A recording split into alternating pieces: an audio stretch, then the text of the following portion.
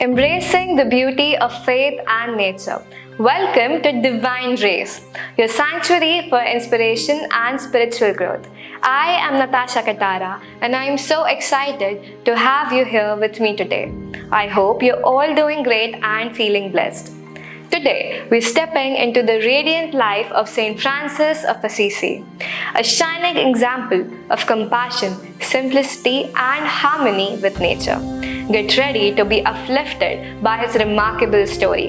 Join me as we delve into the transformative power of his unwavering faith, his profound connection with the natural world, and the timeless wisdom he left behind.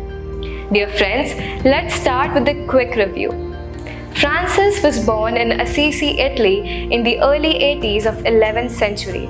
He grew up living a privileged life as the son of a wealthy cloth merchant and his mother, 𝗰𝗍𝗵𝗆. Francis enjoyed a life of luxury and dreamed of being a knight. He loved to learn and sing songs as a boy. His father wanted him to become a businessman and taught him about the French culture. He was well educated and he particularly enjoyed learning the French language. It is possible that his mother was of French origin. After being imprisoned during a local conflict and later recovering from illness, he underwent a profound spiritual transformation. This experience led him to reject his former life of wealth and embrace poverty. Called to religious life. About the age of 19, Francis went to battle against the nearby town of Perugia. He was captured and taken prisoner in 1202. He spent a year in prison and was freed. He underwent a gradual conversion which finally led him to reject his former life and his father's wealth. One day, the Spirit led him to enter the church and pray. Devoutly lying prostrate before the crucifix, stirred by unusual visitations, he found he was different than when he had entered. As he prayed in the humble little church of St. Damian's outside the walls of Assisi, he felt the eyes of the Christ on the crucifix gazing at him and heard a voice saying 3 times, "Francis, go and repair my house, which you see is falling down." The building, he observed, was old and ready to fall. Assured that he now had found the right path, Francis went home and in the singleness and simplicity of his heart took a large horse load of expensive cloth out of his father's warehouse and sold it, together with the horse that carried it, in the market at the neighboring town of Foligno. He then brought the money to the poor priest of St. Damian's church and asked if he might stay there. Although the priest accepted Francis' companionship, he refused the money, which Francis left lying on the windowsill. Bernardin, furious at his son's waywardness, came to St. Damian's to bring him home, but Francis hid himself and could not be found. Dear friends, he spent some days in prayer and then went bravely to see his father. He was now so thin and ill-clad that the boys in the street pelted him and called him mad.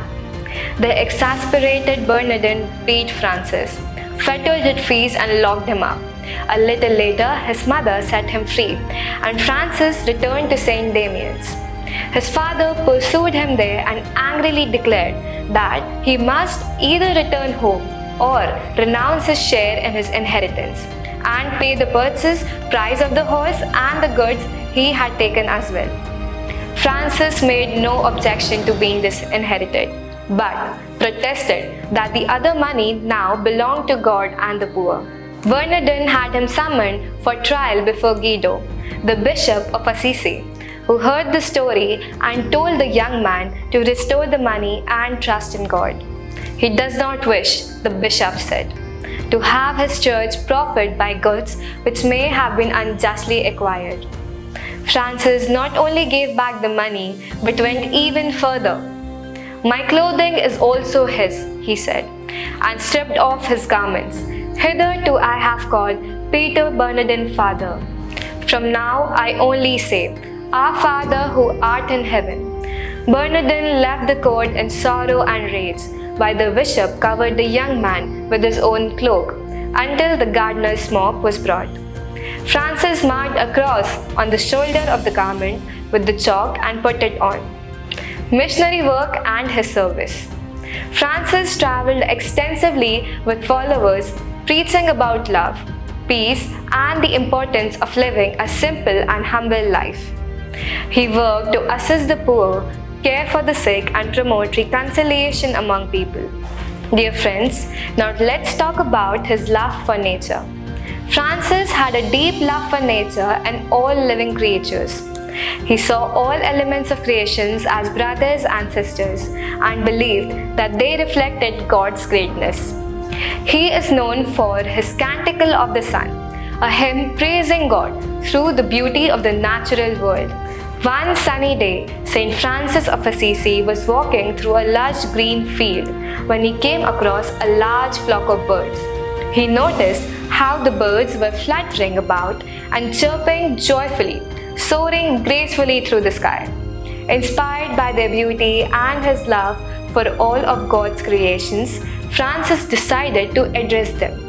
He climbed onto a small hill and with a gentle and warm voice began to preach to the birds. Dear brothers and sisters of the sky, he said, you are blessed by God. You do not sow seeds or gather crops, yet you are provided with everything you need.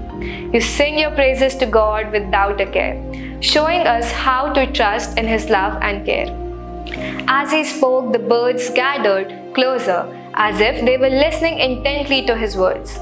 Francis continued, you have been given the gift of flight and the beauty of song. Use these gifts to glorify God and to remind us of His greatness and generosity.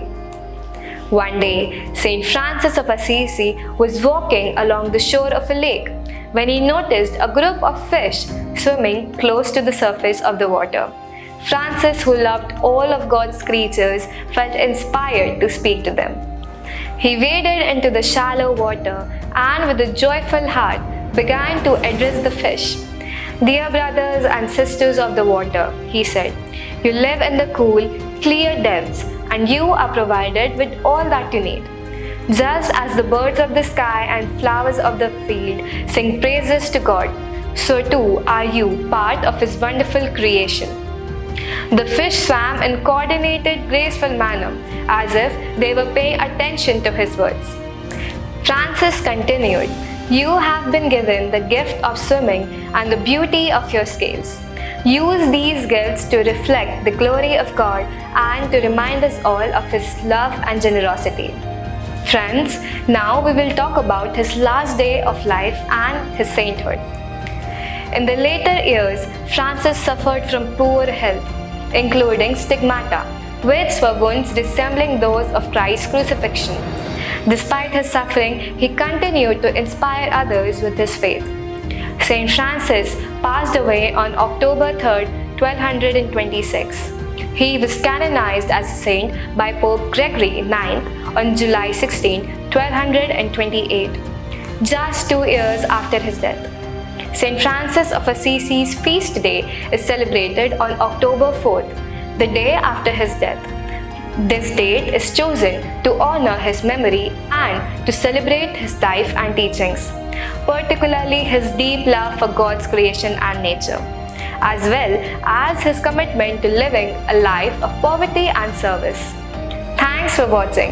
If you enjoyed learning about St. Francis, make sure to like and subscribe. Hit the bell icon so you don't miss any of our videos. Also, leave a comment below and share your thoughts.